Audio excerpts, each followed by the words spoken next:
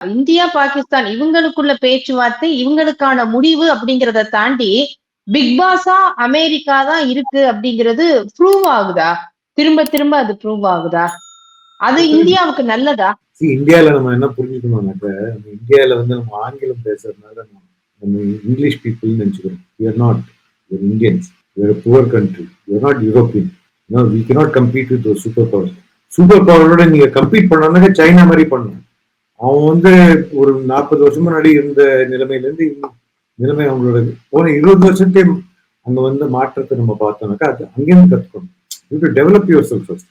Strength build பண்ணணும். நீங்க strength இல்லாம நான் சூப்பர் பவர்னு சொன்னாக்க உலகத்துல வந்து சிரிப்பாங்க. Nobody respects.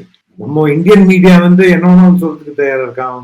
டிவி சேனல் நியூஸ்ல வந்து இந்தியா இஸ் இது, இந்தியா இஸ் தட்னு, particularly all this big English channels அவங்க பேசுற பேச்சு பார்த்தாக்க இந்தியா இஸ் பிகஸ்ட் சூப்பர் பவர்னு சொல்ற மாதிரி இருக்கு. It is all wrong. See, to solve a problem, you have to identify the problem first.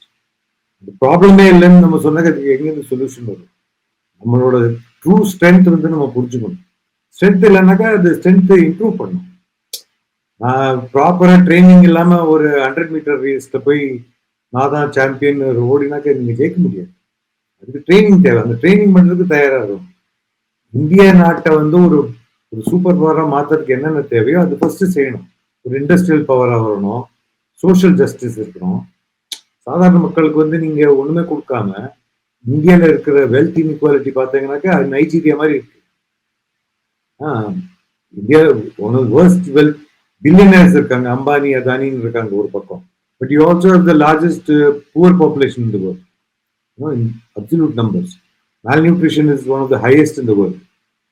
Illiteracy is among the highest in the world. How can you call yourself a superpower?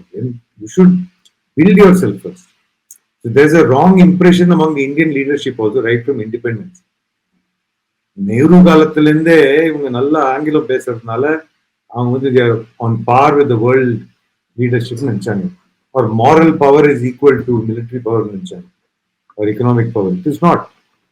Moral power is not enough. So you need to have a realistic assessment of what your position in the world is. உலகத்துல நம்ம எந்த லெவல்ல இருக்கோம்னு அது first நம்மளே புரிஞ்சுட்டு you have to act with some more humility.